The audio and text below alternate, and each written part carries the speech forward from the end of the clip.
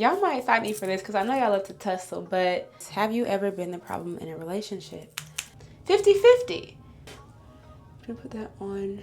You can't even freaking tell. It's there. Okay, not even engaged, married. Hey y'all. Welcome back to my channel. We are going to be getting ready today. And while I'm doing that, I'm gonna be answering some of your questions. I'm gonna also try to kind of take y'all through a makeup routine with me without actually titling this as a makeup tutorial because I get distracted easily. Multitasking is rough, okay? I am gonna start with skin prep, and my skin prep is very light when it comes to the daytime. I literally just use sunscreen and Aquaphor. Nighttime is when it gets a little bit more intense, but still nothing crazy. Even though I'm gonna put makeup on, I'm still gonna put on some sunscreen.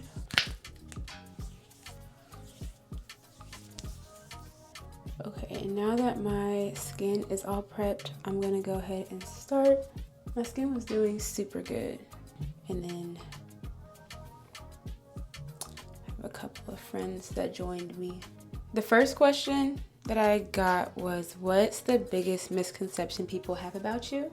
That's a good question. I feel like the biggest misconception that people have about me is that I'm mean.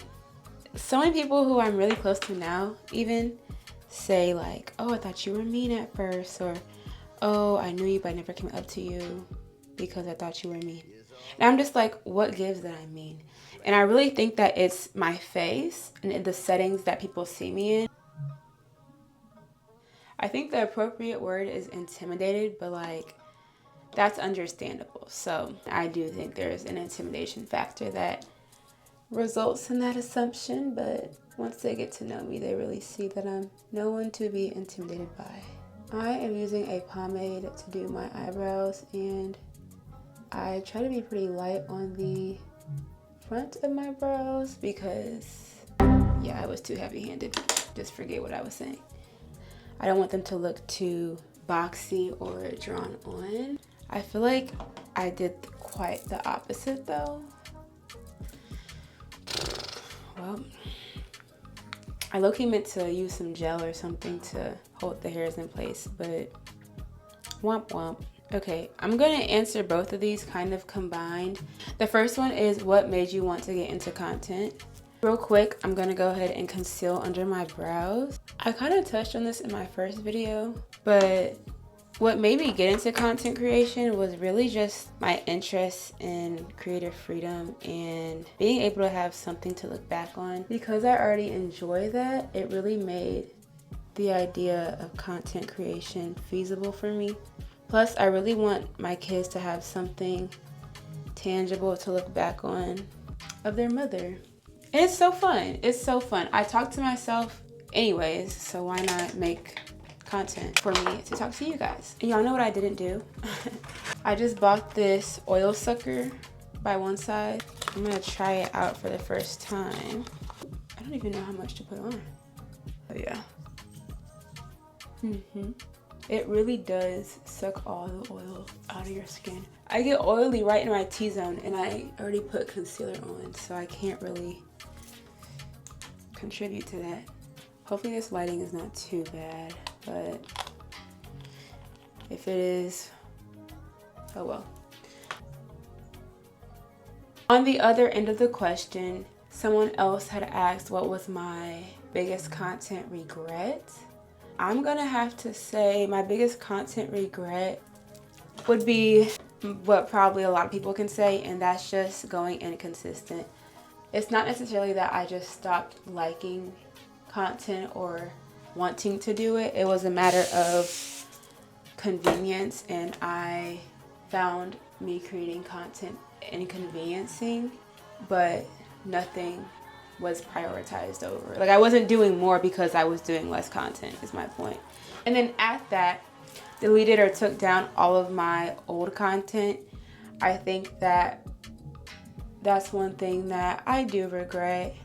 At the end of the day, while it was cringy or it was me in a different life, it was still a part of my story, and I low-key erased that, so Okay, the next question I'm gonna answer is about relationships. Have you ever been the problem in a relationship? While I don't think I've been the sole problem in a relationship, I definitely have been a problem at some period in every relationship. We're human. That's gonna come naturally. And if anyone says that they have not been the problem, then they're lying. Or they're just unaware. I think it's very possible to be unaware. I think I put way too much concealer on. Let's just keep going. I'm just gonna put some on the bridge of my nose and my chin. What is a chapter of your life that people would be shocked to know about? I feel like everyone close to me already knows, but I used to be cutting up, y'all. When I was in middle school, early high school, I was just doing any and everything. I was smoking a lot, like a lot. And I'm talking about the age of like 13, 14. I was stealing. I was stealing for other people. Mind you, I never had to. I've never been put in a position where I've had to steal. It was just the thrill of it. And I didn't get caught. So it was like, if you don't get caught, you know, why would I stop? That sounds crazy. No one lived by that now. Please, nobody lived by that. Yeah, it was like that pivotal age where you're trying to figure out your identity, or understand it rather. And there's a lot of things happening while you're trying to figure out something so important. And that was what was happening for me. Y'all, I don't never put on eyeshadow. I kind of want to use this palette that I got. It's my favorite palette that Morphe's ever made. I really don't use the eyeshadow, so let's just have fun today. I'm going to start with the base color. I'm going to go with Open Mind. It's the one in the middle down there. Are y'all watching Love Island right now? I'm watching Love Island right now. I just started it, so I'm only on like episode 11 or something like that, maybe 12. And they're on, I think, 20 by now, but slow and steady wins the race. What is the most expensive lesson I have ever learned? One of the most expensive lessons that I've learned would be when it comes to traveling. I think who you travel with really makes or breaks an experience. From the second that it's even discussed, for real. We're gonna go in with this color called Promised. I'm gonna put that on the middle of my eye, which you can't even freaking tell. It's there. When I traveled with people for the first time, it wasn't even bad. It was like I started getting comfortable, so I tried doing it with everybody. And a lot of those trips fell through, thank God. But then there were some I booked without confirming all details, and I ended up having to cancel because places fell through as far as where we were staying and just other things. So when you travel with people, it is important that you really know who you're traveling with, and not even like oh, that's my friend, me and her went to school together. No. You need to know them like living circumstances. What's their personality types? How do they handle stressful situations? How do they handle spontaneous shit, okay? All the makeup artists watching this, just give me grace. I'll book with y'all next time. The other wow, are y'all okay? So y'all just fell to your death. The other experience I can think of that was really an expensive lesson would be one that I haven't even paid yet, but I know it's going to be expensive, and that is the hard wax that I spilled on my carpet at my apartment, which my lease is up in 2 weeks, I want to say. Do not wax yourself or others on carpet. Okay. Y'all, I'm not gonna lie, I ate this up. What's the hardest lesson love has taught you? A lot of lessons. I would say the hardest lesson that love has taught me is that it really is a choice. It's a choice that some people make unconsciously, and it's a choice some people make consciously. It's a choice some people don't make because they don't realize that they have to make it. And that's a hard lesson to learn. I feel like when you're with someone that you care about, it should be simple, but it's not easy. I've done a lot of things because I chose to love somebody that I wouldn't do had I not chose to love them. But in the same token, for me, love is unconditional. So when I love someone, I love them unconditionally. And I feel like there's a thin line between unconditional love and boundaries, because I will say I've had to learn that myself and realize that boundaries work and coincide with love, which makes and allows you to love somebody unconditionally. Hopefully that mathematical equation was not that complex. I have learned and I naturally love people unconditionally when I'm in love, and I think that's a hard lesson because it's not always reciprocated. And yeah, I'll leave it at that. I think it's just hard. Moving on. I'm actually so pissed. Please tell me this is like a primer. Oh, it is. Thank God. Y'all, I just realized I forgot to put this primer on. But because I use the one size primer, maybe I will be all good to go. We'll see. But I don't usually make this many mistakes when I do my makeup because I'm literally perfect. I like to use these lashes by Allure. They're called Royal. One thing about me is I'm not gonna clean my lashes when I take them off. I just take them off. What is one thing that you love about graduating? And to say the least, I love my lack of involvement. I was overly involved when I was in undergrad. And while it was very fruitful, I literally could not be consistent in a lot of routines because of how busy I was. I'm a busybody as is, but that was a different level of busy, okay? Now I get to slow down. I get to take my time in between different priorities or responsibilities in my day. I get to have consistency. I'm also enjoying it because I know that it's gonna be short-lived. Why did I just eat that up? Where do I see myself in 5 years? That's a great question, Samantha. Where do I see myself in 5 years? I will be what, 27 or 28? Or both. I would like to see myself married, okay, not even engaged, married, and starting to bear children. And I feel like that's a good time. I know younger Maya used to want to be engaged coming out of school, married after that first year or two, and then popping kids out. We live in a different time now. So, do it look crazy? I really hope not, but like, let's hurry. We literally have about 40 minutes till I want to be leaving the house. I'm gonna take this LYS bronzer. Oh! That's dark. Stay with me. Literally, stay with me. Please stay with me. Okay. Someone asked, what is something that you tolerated in a relationship that you'll never tolerate again? I would say high maintenance, like requirements.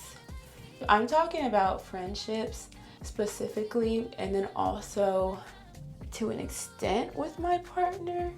The reason I say to an extent with my significant other is because the requirements and the expectations look different in a relationship than a friendship. Like, I don't care what we say. That's that. But it's also just, I just can't. Like, my lifestyle doesn't allow for me to constantly provide for a friend, but I don't want that to define the relationship or the friendship either. So blend this out. I feel like I should have done foundation, y'all, because I don't know, I'm kind of loving it though. Loving it, girl. Okay, I'll answer like 2 more questions. What's an unpopular opinion What's an unpopular opinion you stand by no matter what? Y'all might fight me for this because I know y'all love to tussle, but your man comes first. Your man comes first. I know a lot of people who are very like, no, your man should never come before your girls. They've been here longer, or blase, blase.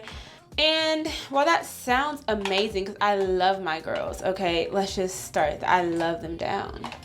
However, when it comes down to it, who am I coming home to at night?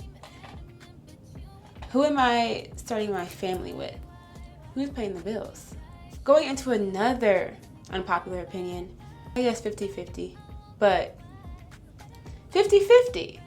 I am not paying the same things my husband is paying, okay?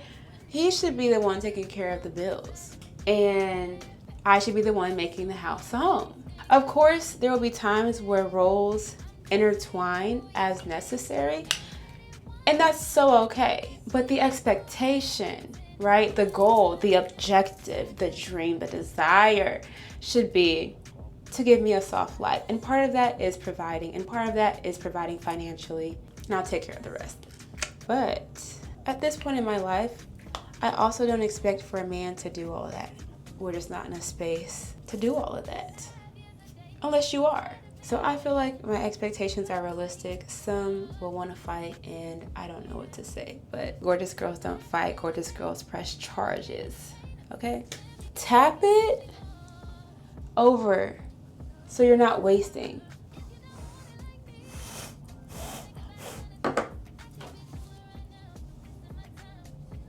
Look how I say that, and I literally just wasted.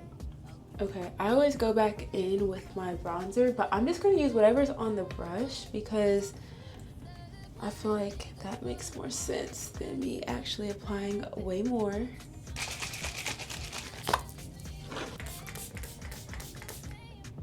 I have on some lip check already.